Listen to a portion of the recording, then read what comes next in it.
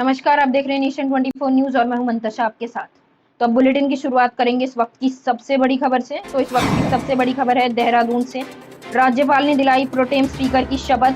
बंशीधर भगत को pro tem speaker के पद की शपथ दिलाई गई। इस मौके पर कार्यवाहक मुख्यमंत्री धामी, मुख्य सचिव डॉक्टर एस संधू मौजूद रहे। प्रमुख सचिव आनंद वर्धन, राज्यपाल सचिव डॉक्टर रंजीत कुमार सिन्हा भी मौजूद रहे। तो इस वक्त की सबसे बड़ी खबर है देहरादून से। राज्यपाल ने दिलाई प्रोटेम स्पीकर की शपथ। बंशीधर भगत को दिलाई गई प्रोटेम स्पीकर के पद पर शपथ।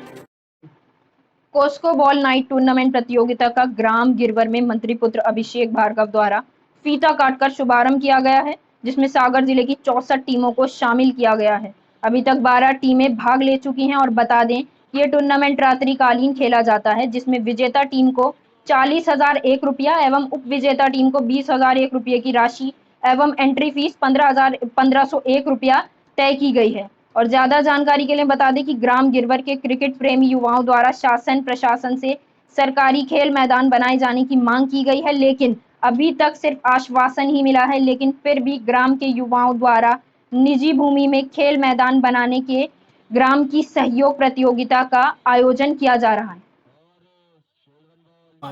तो जी कब तक चलेगा? ये भी इसका फिक्स नहीं है, वो 10 अप्रैल या 15 अप्रैल तक। तो इसमें कितनी टीमें भाग लेंगी? 64 टीमें। इसमें इनाम क्या रखा गया है? इनाम इसमें विजेता के लिए 40,000 और विजेता के लिए 20,000 है। मैन ऑफ द सीरीज में बैट है और man of the series bowler के लिए इंटेक्स मोबाइल। तो जी जो राशि है जी कहाँ से आप लोग ने अरेंजमेंट की है? जी वो थोड़ा थोड़ा गांव का भी सहयोग है और थोड़ा हमारे नेताओं लोगों ने भी दिया है और बाकी का 64 टीमों का होगा। तो जैसे अभी जो टूर्नामेंट चल रहा है, युवाओं से आप क्या कहना चाहेंगे? युवाओं से यही कहना चाहेंगे कि अपने लिए अच्छा खेलें, खेल के दिखाएं आगे के लिए और भी रास्ता है। सिवनी जिला के कुरई थाना क्षेत्र के गांव एरमा में 21 वर्षीय युवती के साथ 19 मार्च की रात को दुराचार की घटना सामने आई है। घटना के बाद 5 आरोपियों का अपराध दर्ज किया गया है। मिली जानकारी के अनुसार कुरई थाना क्षेत्र के अंतर्गत आने वाले एक गांव में 21 वर्षीय युवती के घर में घुसकर हरिराम वर्मा उसे खलिहान में ले गया, जहां उसके साथ राहुल वर्मा ने बलात्कार किया। उसके बाद विकास ठाकुर, 2 अन्य आरोपी वीरेंद्र शर्मा, निरपत वर्मा द्वारा भी बलात्कार करने का प्रयास किया गया। इस घटना में युवती के साथ मारपीट की घटना भी सामने आई है। वहीं कुरई थाना प्रभारी द्वारा बताया गया कि सभी आरोपियों पर 164 की कार्रवाई के बाद गिरफ्तार कर उन्हें न्यायालय पेश किया गया है। जिले के थाना कुरई क्षेत्र अंतर्गत एक बलात्कार का प्रकरण समक्ष में आया है। महिला पुलिस अधिकारी के समक्ष प्रथम सूचना रिपोर्ट दर्ज कराई है कि 3 व्यक्ति मिलकर उसके साथ, एक व्यक्ति ने बाहर बुलाया, दूसरे ने उसके साथ बलात्कार किया और तीसरे ने बलात्कार का प्रयास किया। तीनों के खिलाफ धारा 450, 376D, 323 भारतीय दंड विधान का प्रकरण पंजीबद्ध कर लिया गया है और तीनों नामजद आरोपियों को गिरफ्तार करके न्यायालय पेश कर दिया गया। सागर जिले के शाहगढ़ थाना क्षेत्र में 12 मार्च को हुए अंधे कत्ल का पुलिस ने खुलासा कर दिया है। प्रेम प्रसंग से उपजी बुराई को लेकर 2 आरोपियों ने मनोज यादव की हत्या की थी। पुलिस ने इसमें आरोपी गोविंद यादव, विनोद यादव को गिरफ्तार किया है। सागर एसपी तरुण नायक ने मामले का खुलासा करते हुए बताया कि 12 मार्च को शाहगढ़ थाना में गुड़िया खेड़ा गांव मनोज यादव की हत्या की गई थी। आरोपी अज्ञात थे। पुलिस ने मामला दर्ज कर इसमें जांच शुरू की और घटना के दौरान मिले साक्ष्यों के आधार पर संदेही गोविंद यादव और विनोद यादव से बारीकी से पूछताछ की, जिसमें उन्होंने पुरानी बुराई को लेकर योजनाबद्ध तरीके से दारू की पार्टी के बहाने मनोज को बुलाया और चाकू और कुल्हाड़ी से हमला कर हत्या कर दी। इसमें एक आरोपी विनोद यादव गूंगा है, जिसकी भाषा समझने के लिए पुलिस ने एक्सपर्ट्स बुलाए थे। उसके द्वारा बताए गए निशानदेही पर धारदार हथियार जब्त किए गए, जिसमें कुएं से चाकू और कुल्हाड़ी बरामद की गई है।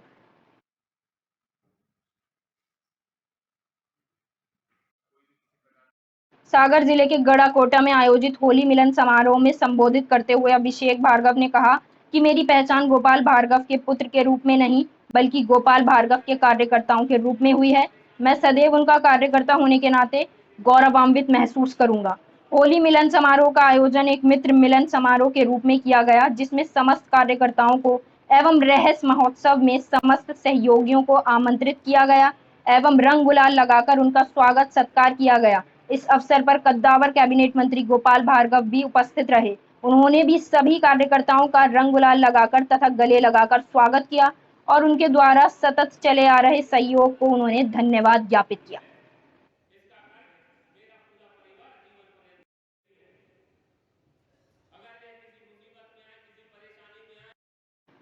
गोटेगांव कर्मचारी हित में महासंघ ने हुंकार भर दी है। शासन द्वारा वेतन संबंधित जो आदेश जारी किया गया है उसमें वेतन मान लागू कर भुगतान होना चाहिए। वेतन मान को लेकर महासंघ कर्मचारी हित में आंदोलन की घोषणा कर कार्यक्रम जारी कर दिया गया है। सभी जिले के अध्यक्ष एवं कर्मचारी शासन से मांग को लेकर ज्ञापन सौंपेंगे। कर्मचारी संघ की मांगों पर जल्द ही विचार नहीं किया गया तो कलम बंद तालाबंद हड़ताल की जाएगी। अरविंद सिंह भदौरिया ने ये कहा था कि जो हम कहते हैं वो करते हैं, और उन्होंने कहा था आपके मांग पत्र के अनुरूप आप सभी कर्मचारी को नियमित वेतन दिया जाएगा, सभी को शासकीय कर्मचारी की भांति सुविधाएं दी जाएंगी और आपको ससम्मान वेतन बैंक के द्वारा मिलेगा। हम शासन की महत्वपूर्ण योजनाओं का क्रियान्वयन करते हैं। शासन की कल्याणकारी योजनाएं सारी सहकारी समितियों से संचालित होती है। इसके बावजूद भी हमारे को अल्प वेतन में नाम मात्र के मेहनताना में कार्य कराया जाता है, जो हमारा शोषण है। हम कहना चाहते हैं कि हमें हमारी मेहनत के अनुरूप वेतन मिलना चाहिए, शासकीय कर्मचारी की तरह वेतन मिलना चाहिए, नहीं तो 21 तारीख से हमारा पूरा संगठन मध्य प्रदेश में फिर से आंदोलन की तैयारी में है। राजनगर के 2 कमरों में सिमटे महाविद्यालय को नवीन भवन मिलेगा। नगर परिषद बनगवा के अंतर्गत छोटी भलमुड़ी में 4 करोड़ 36 लाख की राशि में शासकीय महाविद्यालय राजनगर का भूमि पूजन किया गया। इस कार्यक्रम को मध्य प्रदेश शासन के खाद्य नागरिक आपूर्ति एवं उपभोक्ता संरक्षण विभाग के मंत्री बिसाहू लाल सिंह के मुख्य आतिथ्य में आयोजित किया गया। इस अवसर पर विशिष्ट अतिथि के तौर पर विधायक कोतमा सुनील सराफ, सहकारी बैंक के पूर्व संचालक ब्रजेश गौतम, पूर्व विधायक कोतमा दिलीप जायसवाल सहित कई लोग भी शामिल हुए।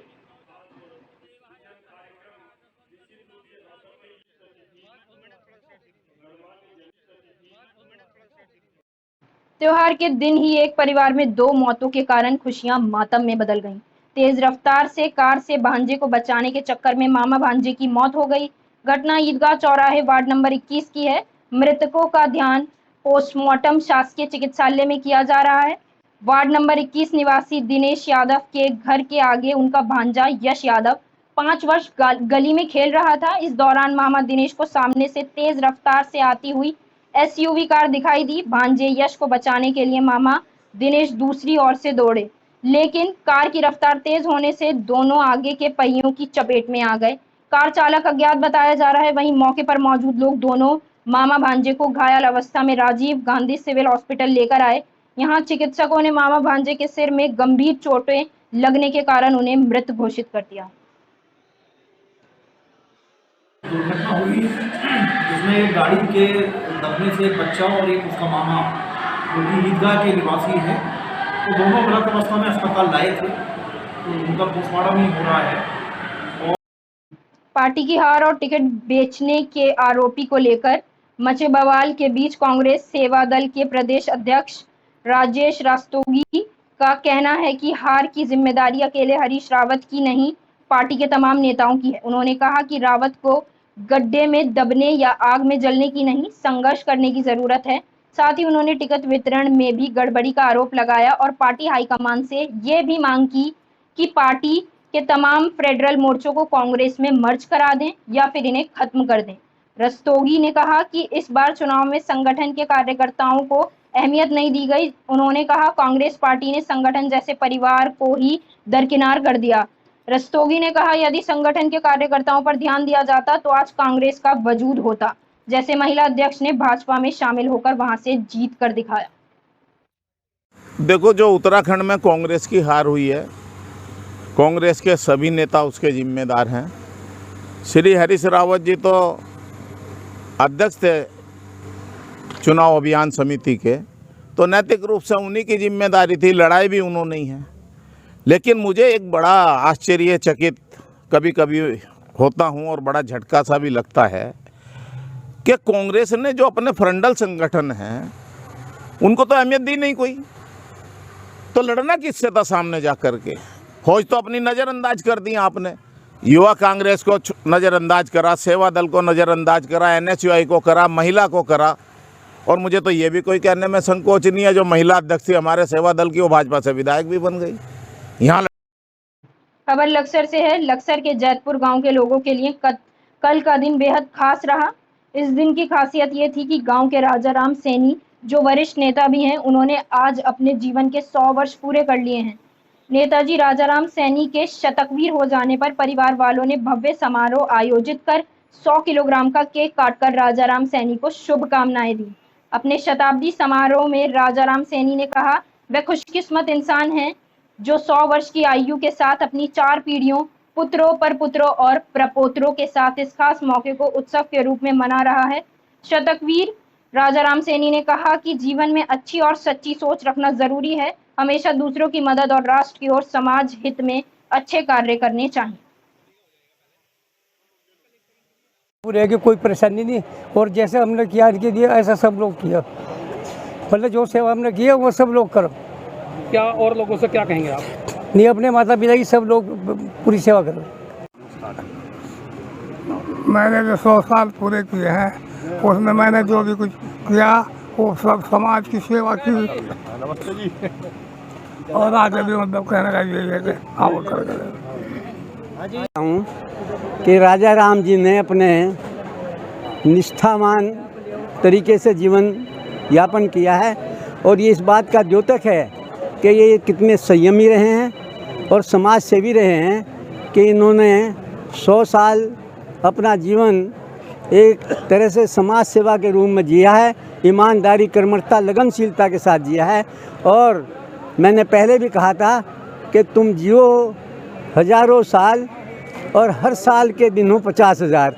ये मेरी ईश्वर से प्रार्थना है कि अपने सभी अपने बुजुर्गों का सम्मान करें और उनकी अच्छी तरह से देख रेख करें ताकि वो अच्छी लंबी आयु पा सकें। खबर लक्सर से है। लक्सर के शेखपुरी गांव में आयोजित उत्तराखंड किसान मोर्चा की पंचायत में मोर्चा के राष्ट्रीय अध्यक्ष गुलशन रोड ने बतौर मुख्य अतिथि शिरकत की।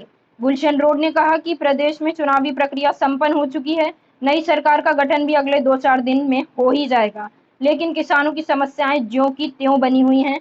किसानों की तरफ किसी का भी ध्यान नहीं है।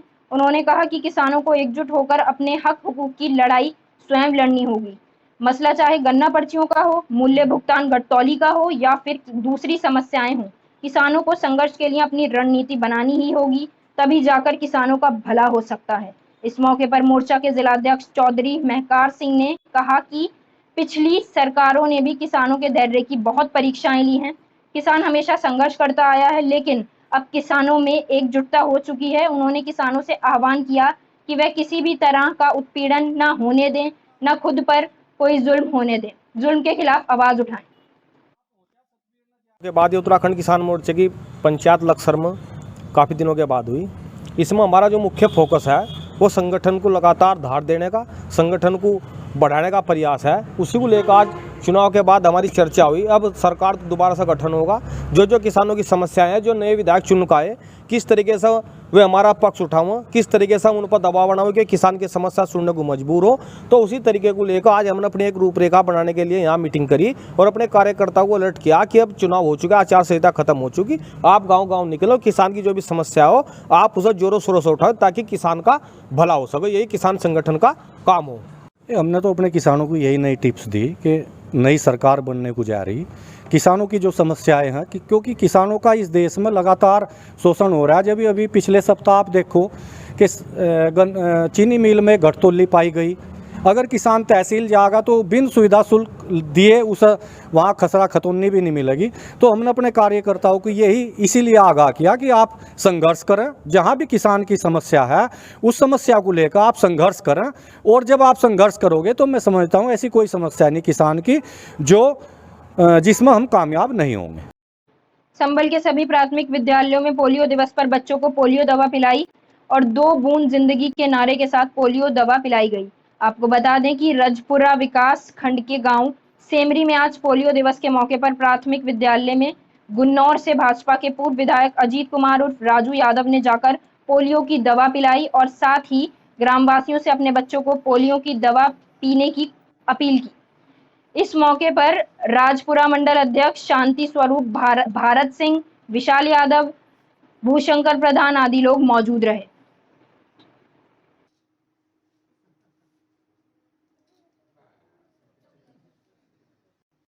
संभल में शिक्षा विभाग के कारनामे की पोल खुलकर सामने आई है, जहां तत्कालीन नगर शिक्षा अधिकारी ने कौड़ियों के भाव 2 स्कूलों का मलबा बेच दिया।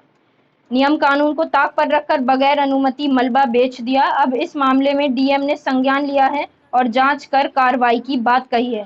दरअसल नगर शिक्षा अधिकारी संभल शशिबाला पर आरोप है कि उन्होंने संभल के सराय 3 और कोट पूर्वी प्राइमरी 2 स्कूलों का मलबा बेच दिया, वह भी कौड़ियों के भाव। इस मामले में उत्तर प्रदेशीय प्रशासनिक शिक्षक संघ के संगठन मंत्री मीना बेगम ने डीएम को शिकायत कर कार्रवाई की मांग की है। मेरा पूरा मामला ये है कि मैं नगर क्षेत्र में शशिबाला मैडम जो खंड शिक्षा अधिकारी तत्कालीन में थी, उन्होंने हमारे संभल के 2 विद्यालयों को, यानी एक सराय तरीन में है भालेभाड़ में और एक है मोहल्ला कोट पूर्वी में, इन्होंने 2 विद्यालयों को नियमों को ताक में रखते हुए बिल्कुल नियमों के विरुद्ध इन्होंने दोनों विद्यालयों का ध्वस्तीकरण करा दिया था, नीलामी कर दी थी, जिसका सारा पैसा जो था इन्होंने ये अपने पास रखा, जो कि सारी चीज़ें जो उन्होंने की हैं वो नियम के विरुद्ध थी। पर सर, एक महिला शिक्षक ने संभल में एक आपको शिकायती पत्र दिया था, जिसमें उसमें उन्होंने तत्कालीन खंड नगर शिक्षा अधिकारी शशिबाला जी पर आरोप लगाए थे कि उन्होंने अनाधिकृत तौर पर 2 भवनों को नीलाम करा दिया गया, उनका पैसा भी नकद आहरण कर लिया गया है। ये प्रकरण मेरे संज्ञान में है और इसकी हम जांच कराएंगे। चुनाव की व्यवस्था के कारण से इसकी जांच संभव नहीं हो पाई थी। इसकी जांच कराने के बाद जो भी नियमपूर्वक कार्रवाई की जानी होगी वो कार्रवाई किया जाएगा। अच्छा, जिस तरह से उन्होंने आरोप लगाए थे, क्या ये आरोप जो उन्होंने बताए हैं कि ये जो तत्कालीन नगर शिक्षा अधिकारी थी उनके द्वारा ये किया गया है, तो क्या शिक्षा विभाग के संज्ञान में नहीं था मामला? सर, पूरा क्या ये अब इस पर मुझे टिप्पणी करना थोड़ा सा कठिन लग रहा है, क्योंकि अभी तक हमने इसके तह में गया नहीं है। तो अभी हम जांच कराने के बाद इस पर प्रॉपर कार्रवाई करेंगे, आपको भी बताया जाएगा। जिस देश में बेटी पैदा होने पर उसे लक्ष्मी का रूप माना जाता हो और नवरात्रों में नव दुर्गा के रूप में जिनका कन्या पूजन किया जाता हो, उसी देश में कुछ ऐसे भी माता पिता हैं जो कन्या को आज भी बोझ मानते हैं, जिसका जीता जागता नजारा आज दिल्ली से सटे फरीदाबाद के सिविल अस्पताल बादशाह खान में देखने को मिला, जहां पर अपनी बच्ची को 9 महीने कोख में पालने वाली निर्दयी मां ने मात्र 15 दिन की दूध पीती बच्ची को अस्पताल के प्रांगण में लावारिस हालत में मरने के लिए छोड़ दिया और मौके से फरार हो गई। घटना दिल्ली से सटे फरीदाबाद की है, जहां माता पिता के रिश्ते को कलंकित करने वाली खबर सामने आई है। जी हां, बता दें कि 9 महीने पेट में अपनी बच्ची को पालने के बाद उसी मां ने अपनी बच्ची को सिविल अस्पताल बादशाह खान में लावारिस हालत में मरने के लिए छोड़ दिया और मौके से रफी चक्कर हो गई। बच्चे की रोने की आवाज सुनकर सिक्योरिटी गार्ड ने उसकी सूचना अस्पताल प्रशासन को दी, जिसके बाद अस्पताल प्रशासन ने बच्ची को अस्पताल में इलाज के लिए भर्ती कर लिया और इसकी सूचना पुलिस को दी, जिसके बाद मौके पर पहुंची पुलिस अब मामले की गहनता से जांच कर दोषी माता पिता के खिलाफ उचित कानूनी कार्रवाई करने की बात कह रही है। सर, वो एक लड़की लेके आई थी, वहाँ पे रो रही थी वो, तो उसने बताया कि भाई ऐसे ऐसे बात है, तो मैं ले गया उसको, पहले इमरजेंसी में दिखाया, फिर ऊपर फर्स्ट फ्लोर पे एडमिट करवा दिया उसे। कहाँ मिली है बच्ची?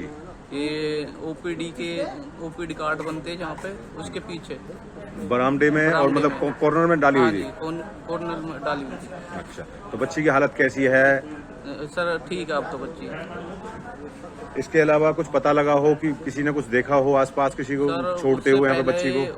बैठी थी एक लेडीज वहाँ पे, लाल कलर की साड़ी पहन रखी थी उसने, वो बैठी थी लेके बच्ची को, और मेरा शक जा रहा उसी पे, वही है उसी की माँ। आज हमारे को चौकी में सूचना मिली थी कि कोई 10-15 दिन की छोटी बच्ची है जिसको कोई उसके माता पिता यहाँ छोड़ के चले गए हैं। जो सूचना पाने पर हाजिर हम भी के आए थे।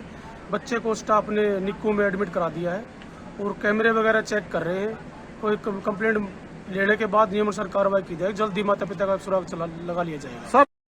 हरियाणा के राज्यपाल बंडारू और मुख्यमंत्री मनोहर लाल खट्टर ने 35वें अंतर्राष्ट्रीय सूरजकुंड क्राफ्ट मेले का विधिवत रूप से उद्घाटन किया और इस मौके पर केंद्रीय राज्य मंत्री कृष्णपाल गुर्जर, कैबिनेट मंत्री मूलचंद शर्मा और कंवरपाल शर्मा के अलावा विधायक गण भी मौजूद रहे। वहीं जम्मू एंड कश्मीर तथा उज्बेकिस्तान देश के उच्च अधिकारी भी मौजूद रहे।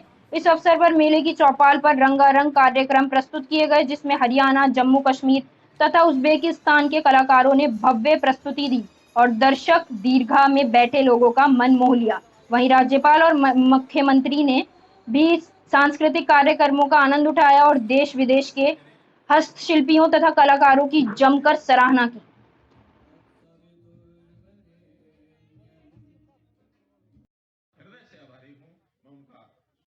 फिलहाल के लिए इतना ही। देश भर की तमाम छोटी बड़ी खबरों के लिए देखते रहिए सिर्फ नेशन 24 न्यूज।